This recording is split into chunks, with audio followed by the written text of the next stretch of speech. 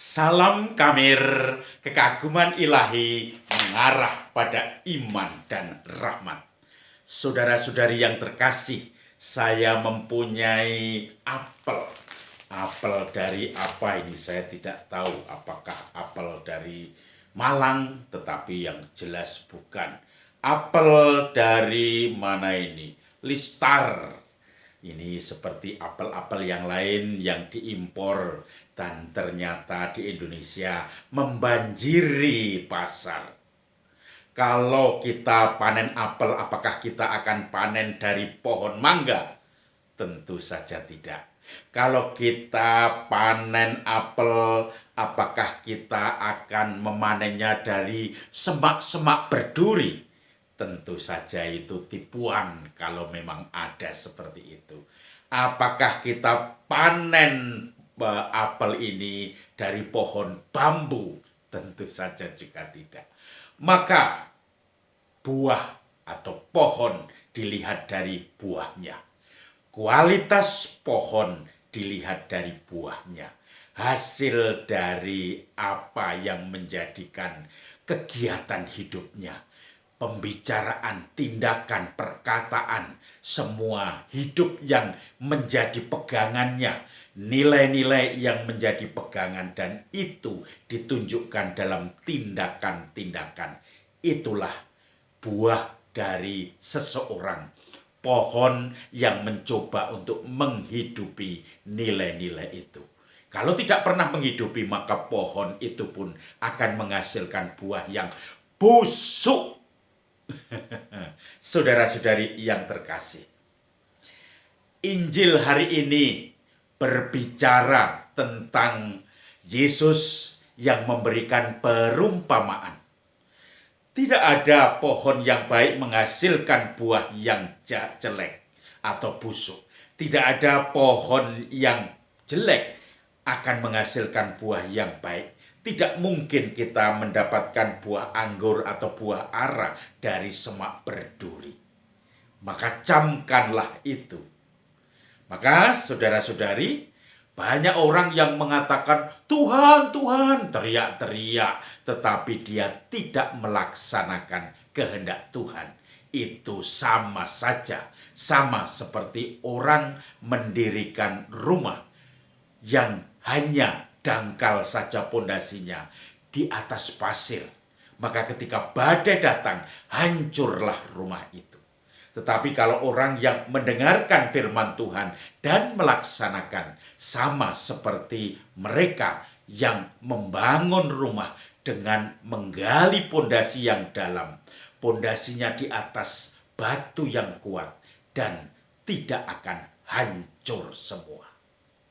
Saudara-saudari yang terkasih, saya rasa perumpamaan dengan buah dan pondasi atau dasar rumah itu sudah jelas. Teriak-teriak Tuhan, Tuhan, tetapi tidak pernah melakukan kehendaknya. Sudah jelas. Saudara-saudari yang terkasih, saya teringat di suatu daerah, orang itu tidak pernah ke gereja, tidak pernah berdoa, tetapi kalau dia merasa agamanya dihina, dihujat, dia akan datang pertama kali bahkan untuk menghajar, membunuh, menyiksa.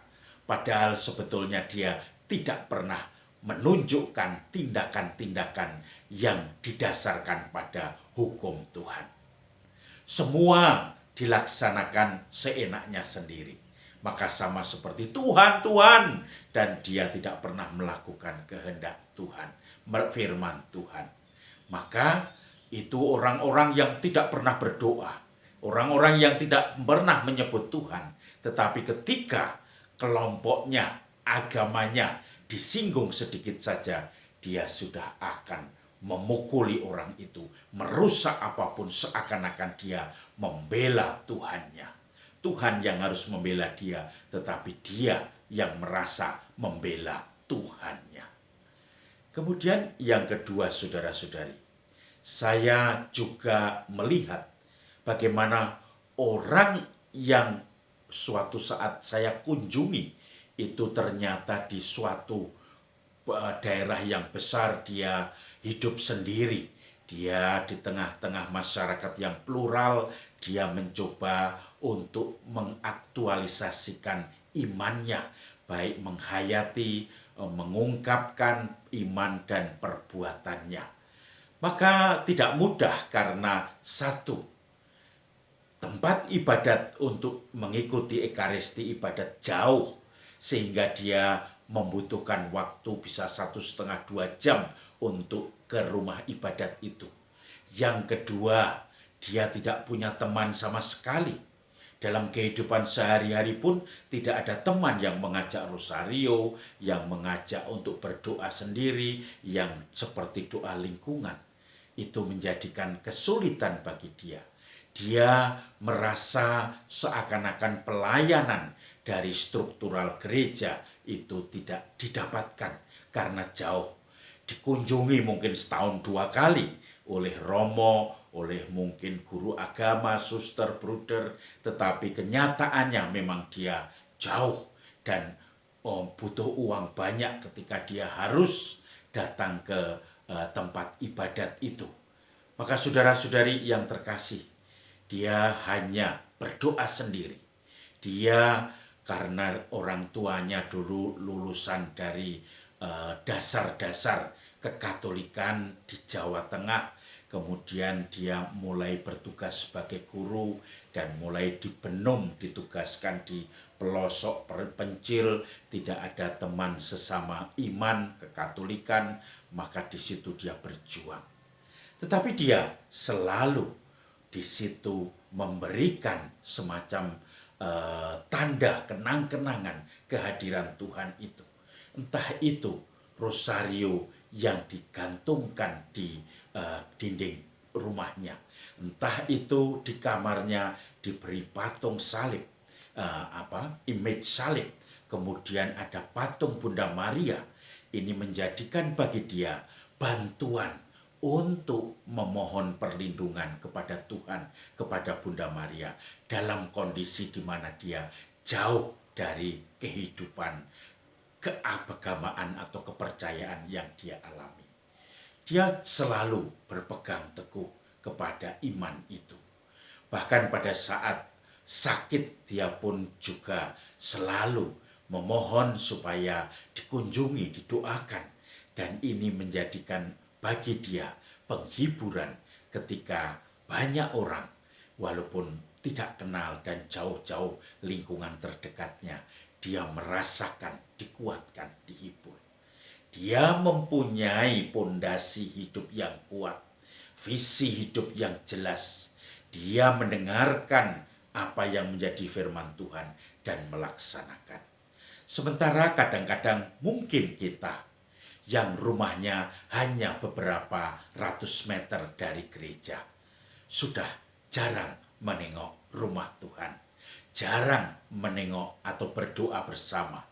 Dan kemudian bahkan kadang-kadang kalaupun kita masih rutin, seakan-akan terpaksa karena selalu terlambat 10 menit. Diundur Ekaristinya pun selalu terlambat 10 menit. Karena itu menjadi kebiasaan kita. Karena apa?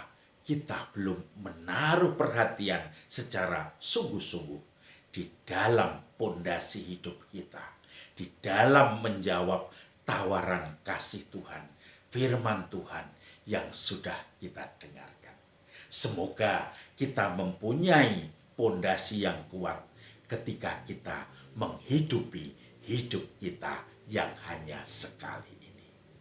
Salam Kamir, kekaguman ilahi mengarah pada iman dan rahmat.